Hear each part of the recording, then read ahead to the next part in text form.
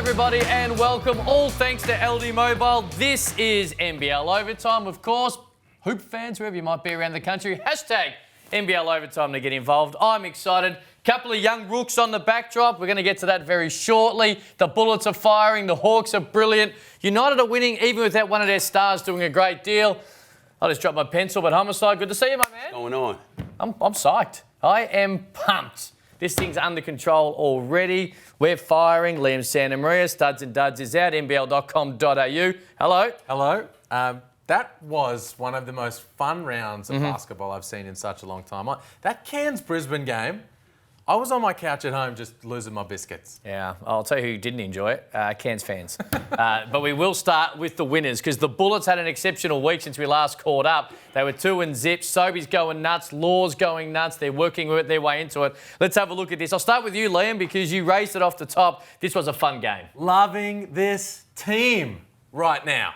Obviously a little bit of a slow start, but they are playing through their two stars. And Sam McKinnon, the GM of basketball, made it clear in a conversation he had during the week. These are our guys. We're going to ride our guys, Nathan Sobey and Vic Law, and then we've got to plug in the pieces around him and everyone's got to do their thing. And Sobey is in his comfort zone right now, and it's a beautiful thing to watch. Those two guys scored nearly 60% of Brisbane's points across their two wins this week. They were all kinds of clutch in the big moments. And Vic Law is everything that you would want him to be. I mean, skill, size, strength, conditioning, athleticism, elite basketball IQ. And I love the competitive fire that he plays with. And right now, I'm just loving this team. Just before I let you fire Homicide, you called for this, Liam Santamaria. You called for this in the off-season around Nathan Sobey. They've put him in a position to succeed. He's still making plays, but he doesn't feel like he's got to be the guy that controls the tempo or calls the plays. The best thing that's happened to Nathan Sobey is Jason Kadee. Those two guys playing alongside each other, extended minutes on the floor, and as a result, he's playing at an all-NBL level. My most fun part of the weekend was you going nuts about Machado hitting the game tyre on Instagram, and then Vic Law comes from the other end and does that. 29-11, 2 assists, 2 steals, 2 rebounds. As you said, Liam, he does it all. He's exactly what they need. And I love the fact that they are playing through him. They are playing through Nathan Sobey. When Nathan Sobey is attacking downhill, he's one of the best in the league. Like you said, he's playing all NBL level. This is the level we need to see him play at. We saw this in Adelaide. For me, Nathan Sobey is just a scoring guard. He can play point. He's not at his best when he plays the point guard position. His natural position is that 2 guard. Give him the ball. Let him just be aggressive the whole game. Make a miss. This is how I love to see Nathan Sobey play. This duo is serious. I love what I saw down the stretch of that game. Took his man off the dribble, Vic Law, and got an easy bucket, and they win the game with no time left on the clock. Great finish to the game. A couple of things about that final play. I always love it when a team only needs a deuce for the game winner to win the game, then they attack the basket. And I love how Vic Law was like, you know what? Kwatnoy was kind of getting his feet tangled up. This guy can't stay in front of me. Go right, no, cross it over, attack left, got right to the rim. And Krislovic was guarding Matt Hodgson like he was Kevin Durant on the weak side, which didn't help. But the thing that has frustrated me about the Bullets last year and even the year before with Lamar Patterson being their guy, elite player, of course, when he's at his best. But that team assumed the mentality and the approach of Patterson and Lamarnus, which was very calm, very cool, very collected. And that paid dividends sometimes, but also they lacked at other times the fire to just grab a game by the scruff of its neck. Now that team has the balance of Andre's cool, calm, collected strategy and Sobey and Vic Law going out and getting games, and I'm loving it. Didn't really panic when they found themselves a fair way down, and the fact is now, Friday night, it's been pushed back. If you don't know, that game against United Thursday to Friday, a couple of changes with the West Australian situation, but the fact is Friday night is going to be fun. Cannot wait for that. Also, can't wait for the Hawks to get back on court because they are 4-0 and they are doing it without their highest, I'm going to say, speak for myself and disagree if you want, their highest priority signing, the one that blew us all away, Dingadale in the off-season. He ain't even going yet. He was there, of course, on Thursday night for a little bit. Harvey's nuts. Jessup nuts. Froling's doing nuts. AJ Ogilvy's been brilliant playing that role that we didn't expect him to. Cam Bairstow not there yet. We'll talk a little more about that in a moment. I'm going to start with you, Homicide, because you love this team. You love what they're about. And you love the fact they are a genuine championship contender. I don't think anybody actually saw this, them being 4-0. We know Gorgon is a GOAT, but we did not think 4-0. All these last-minute roster signings, we did not know it was going to be like this. Fast forward, Jessup, 19 points, 3 of 4 from the land of plenty. Tyler Harvey, 21, 5 of 7 from 3. Combined, 40 points, 8 for 11 from the 3. That backcourt is electrifying. That may be the most electrifying backcourt in this league. Froling, who I am impressed with, 14 and 7 rebounds. He makes such high IQ plays for being as big as he is. When in doubt, you can give him the ball, he's going to make the right play. Isaac White coming off the bench, 8 points. When a young man like that comes in with the confidence, that's just the coach allowing you to do your thing, and he's coming in and he's feeding off everybody else. You got a guy like that can just stretch the floor. These guys, man, these guys are so on guard. You have to guard them. You cannot leave them. You can't leave them. Justin Simon, get that man the Damian Martin Award, yo. Give him the medal. Defensive player of the year, 7 points, 8 rebounds, 5 assists, 4 steals. They signed him not for offense. They signed him for defense. We want you to guard the toughest players in this league. Make it help for them. He's a multi-dimensional player, and he can guard 1 through 4. Good luck, you elite scorers, because I would not want to see that man in front of me. He got a 7-foot wingspan, and he's like 6'5". Super athletic. Listen. They're cotton stopper. Look, Bryce Cotton, you the GOAT. You know I rock with you. This is the matchup I want to see. And then when they sub him out, you know who they throwing on you? Dingadale. He didn't even get started yet. These are athletic wing players that can guard 1 through 4. Man, that matchup is coming soon. I can't wait. You got it, Liam. They've been absolutely sensational. And the thing I love about them is they've been everything that Gorge said they would be in the preseason, and he was putting it out there and we were hearing it, but we weren't listening hard enough. Because he said, you know what? People say, well, I even asked him, well, what your style that you played, that you won with back in the day? And he said, I worked out the NBL at that time. Yeah, we were a grinded out team at both ends of the floor. Well, I'm not going to approach it that way. Yes, I want my teams to continue to defend at the level that my teams in the NBL always have. But offensively, I'm going to loosen the reins. And oh boy, has he done that. The NBL's version of the Splash Brothers out there making it rain offensively, and he's given them a long leash to play and make plays. But defensively, they're a lockdown unit. And it's led by Justin Simon, but it's not a one-trick pony at that end of the floor. 78 points per game they've kept their opponents to thus far. And this is two teams, Brisbane and Cairns, who have plenty of offensive firepower. They haven't allowed them to get going. God, you hear him constantly yelling from the sidelines, no foul, no foul. Now, part of that is to intimidate the refs, to make sure they don't call a foul, but it's also because he understands that you need to defend without fouling and get that job done. They're doing it, and they are a seriously tough beat. And can I just flag? Hit it. Brian Gorgon is going to coach in southeast Melbourne this week. Right. It's the first time he's going to coach in Melbourne since, well, in an NBL game since he hoisted the trophy with the South Dragons back in 2009. So excited to have him back in Melbourne. Ayo, and shout out to Deng Deng. This was a guy who didn't get any playing time last year, a bit of a journeyman.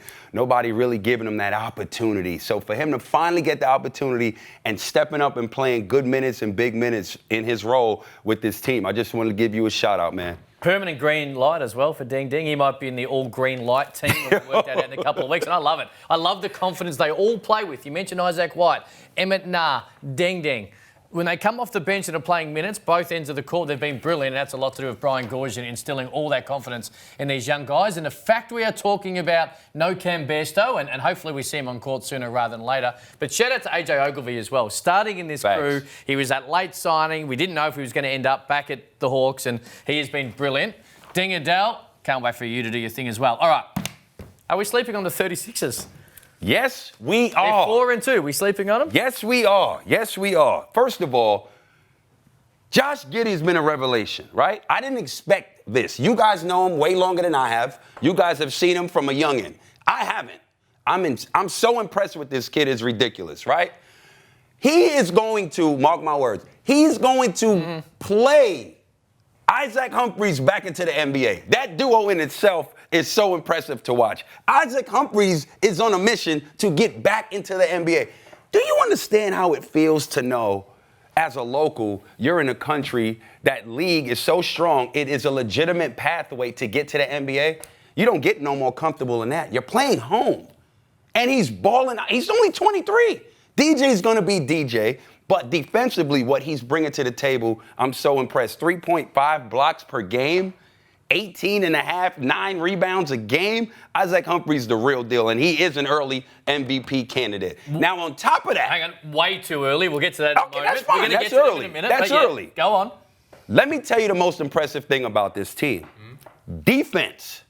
Okay? Josh Giddey ain't no slouch on defense. He's going to play defense, and his length and ability to want to play D is going to keep more players in front of him than not.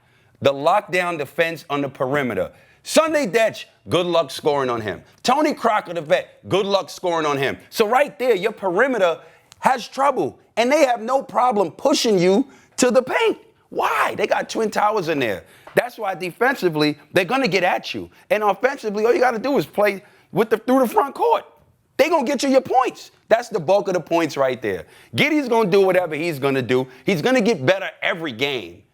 And everybody else, just ride that man's wave, B. Liam, you got it. You know what? You said what you said about Justin Simon and the Damien Martin trophy. That man right there, Isaac Humphries, is going to be in that conversation if he continues to play at this standard. And they got a guy in the backcourt as well, Sunday Dech, who is, I mean, if you want to talk about people or teams getting slept on, yes, this team, we slept on them.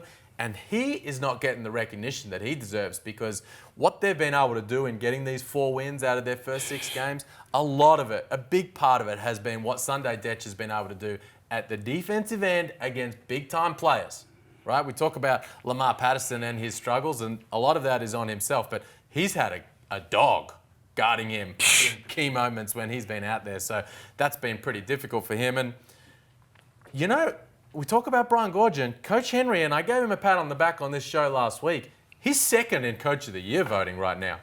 Because this is a team that we did not expect to get much done, and the way he's moved the pieces around, got them really bought in at the defensive end, and then got the guys in the positions to succeed offensively, it's a beautiful thing. And look, we're not sleeping on them as championship contenders. Let's not get too carried away with things. But everyone thought that this was going to be the team that would dwell around the cellar throughout the year. But they've been way more competitive than that. I want to give a big shout out to the fans as well because they're nearly, and we understand where it is in restrictions and social distancing, and right around the world we're seeing, you know, empty stadiums in all sports. In Adelaide, nearly 7,000. They've had a huge amount of home games, and they keep turning up midweek, weekends, and it's great to see. So the 36ers fans who are passionate, they were brilliant last year into the new stadium and done it again. So you're a huge reason as to why this team is playing so well. All right, let's get to Melbourne United.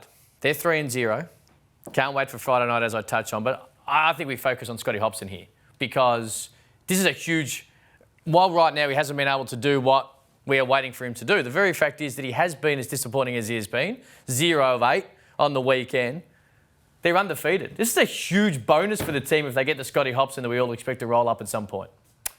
If he does, I mean, let's hope he does. Okay. But you know, we've seen situations with this club over the years where guys haven't necessarily got to that level. Cedric Jackson was a superstar in this league, and they cut him midway through the season after they brought him in. So, but he was injured, right? Yeah, but you know, he wasn't getting it done. Okay. And look, we could focus on Scotty Hobson for sure, but let's not sleep on the performances of these other guys. Walid Shula, you flagged in the preseason. Most improved. Is going to be having a big year, and you know the Shea Illy, Jack White, these kind of supplementary pieces to the superstars of Golding and Landale, and that was a huge play right there. Look, 3-point game. You just it comes as no surprise that Chris Goulding hits a big three in that moment to give them the buffer that they need. But look, they've been terrific. You're right. Dean Vickerman said in the post-game presser, we feel like it's a big upside for our squad that Scotty Hobson hasn't really turned up yet. We've got to get him going. He assumed a little bit of responsibility, also put a little bit on Scotty, and then I think we're going to watch with interest to see how they turn that around. All right, so they're 3-0, and they're still my tip for the title. I'm not shying away from that. But if Scotty Hobson continues to play like this, they won't win it. So they just can't win it with their main gun, their one import. Here's my thing. Not being able to get to the level. Here's my thing. What's their record? They're 3-0. It's no problem. Let's take into consideration that he came from America. He's rusty.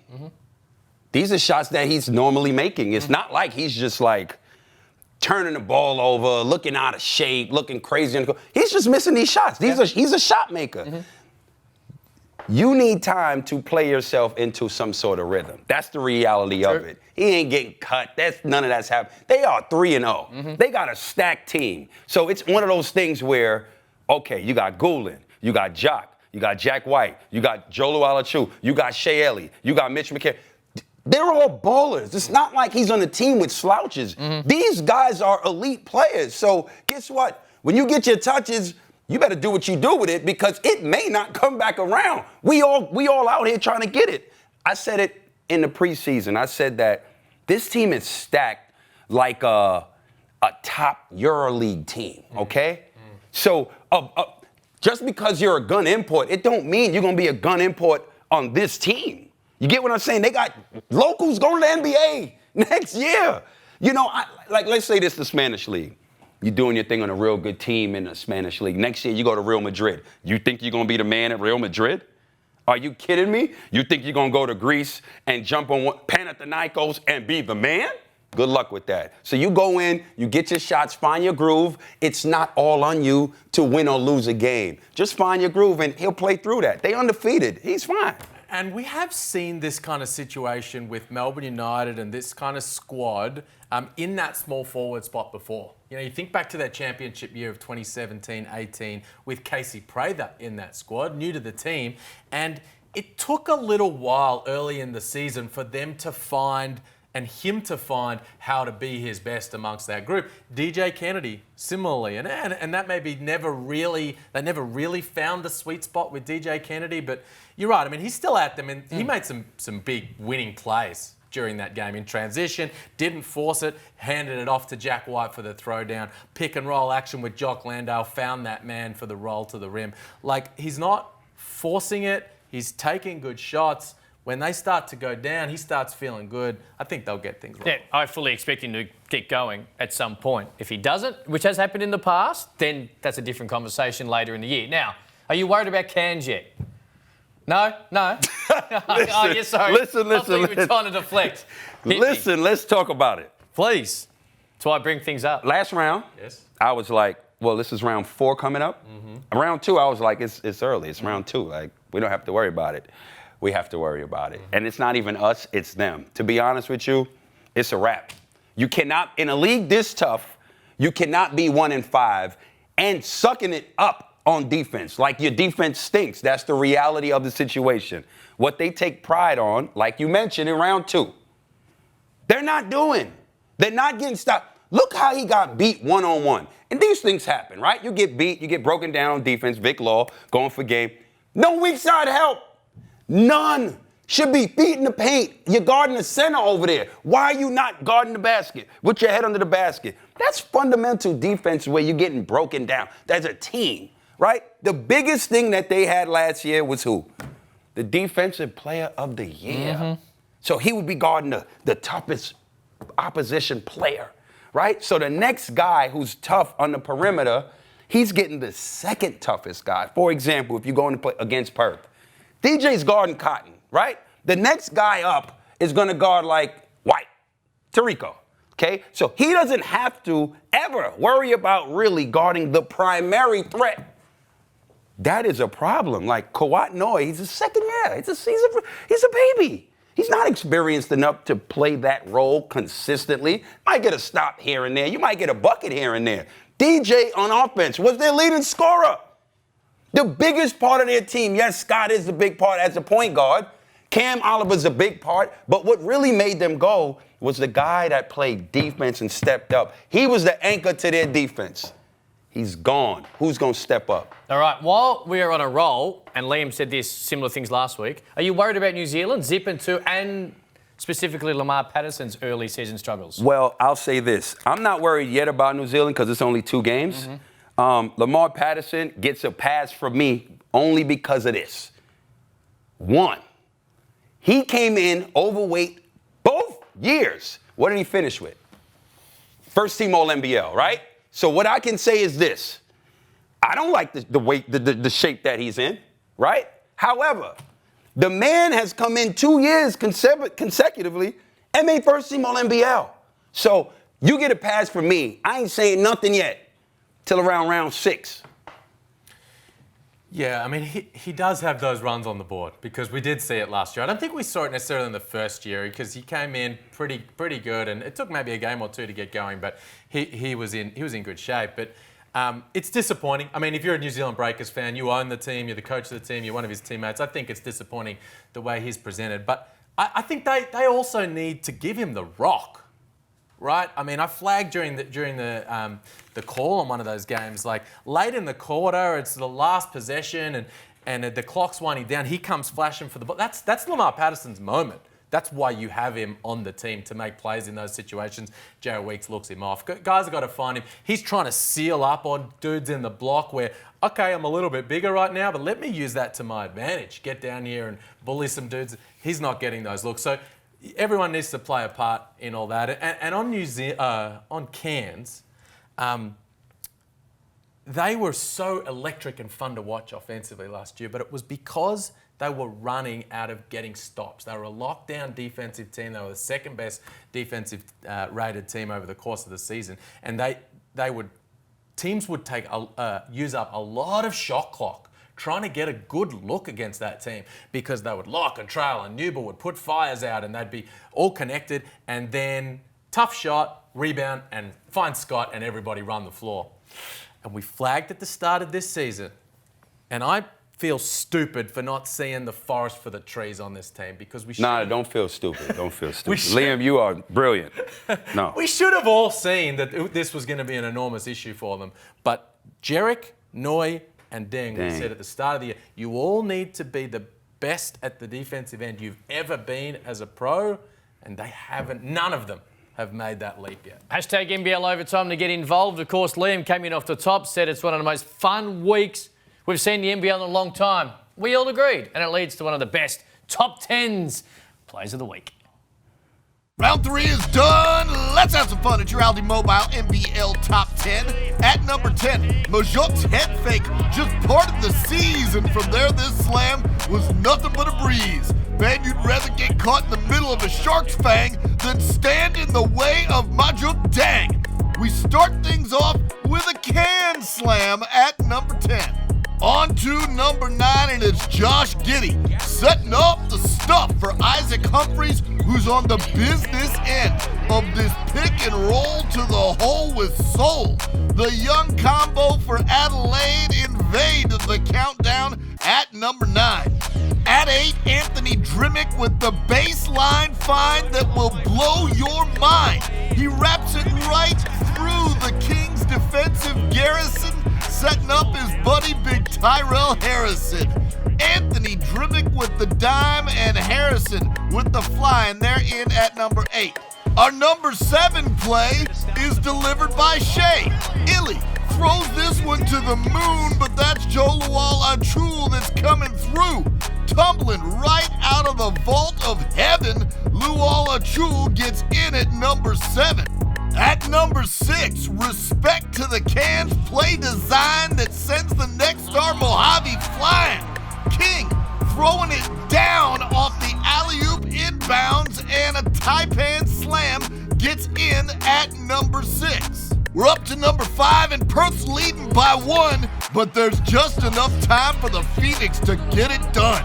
Kiefer Sykes giving the defender a little nibble, then that offbeat tricky dribble, and you know he's not gonna miss as he seals the game with a kiss. Kiefer Sykes in at number 5. At number 4, as mandated by the International Slam Dunk Council, it's our weekly check-in with Space Cam on the reverse slam. At this point, Oliver's being graded on the curve, but the Cairns big man still giving his fans all they deserve. Cam Oliver in at number 4. On to number 3, and man, Donald Sloan is shakier than a rattlesnake on Red Bull, but that's nothing compared to the shot that Isaac Humphrey just pulled. A spinning, across-the-body throw, and somehow he gets it to go. Humphreys brings the D to their knees at number 3. At number 2, it's Mitch McCarron Sharon to Jock Landell, who lands well and rings the bell. In the throwdown, the big man mows down Mitch Creek after catching this one at its peak. Melbourne gets in at number 2. But at number 1, Vic Law with the rock, and you better check the clock. Time winded down in OT when Law goes on this rim spree. Put the defender in the blender, then slamming home the game ender. Brisbane gets the win, and Vic gets in at number 1 on the NBL. Cut it! Well, thanks, LD Mobile. That's your top 10. Hashtag NBL Overtime to get involved. Talking superstars, let's just touch on Ryan Broekhoff, because I see Matty Logue in the Daily Telegraph in Sydney suggesting he's an option for the Southeast Melbourne Phoenix. Liam Santamaria, there's the quote. Talk to me. What are you hearing? Let's go. Let's get Ryan Broekhoff I in the agree. league. We got Jock Landale here. Man, I pushed for this. I put this out there about 5 months ago and we shut down. I love this. I love it. Is it happening? Too. Is it a possibility to happen? Of course it's a possibility to happen. This is not...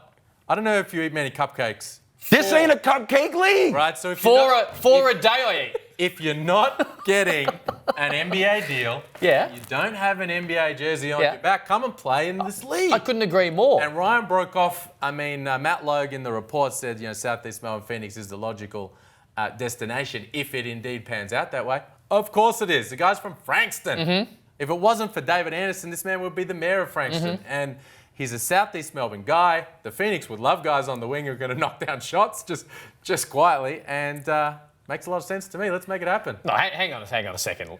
Homicide. He's just danced around this whole thing. Of course he'd be great in the league. Of course he'd be great at the Phoenix. Great in his backyard. Right. Where are the Phoenix? Are they discussing? Are they talking to Ryan Broekhoff? Where do we sit? Cam, this is not preschool. Of course they're talking. Why would they not be talking to Ryan Broekhoff? So, is there a date? Because how long does he wait to not get into the NBA? The man is trying to get an NBA deal. Yeah. He's looking very closely at that. He's getting offers in Europe as well.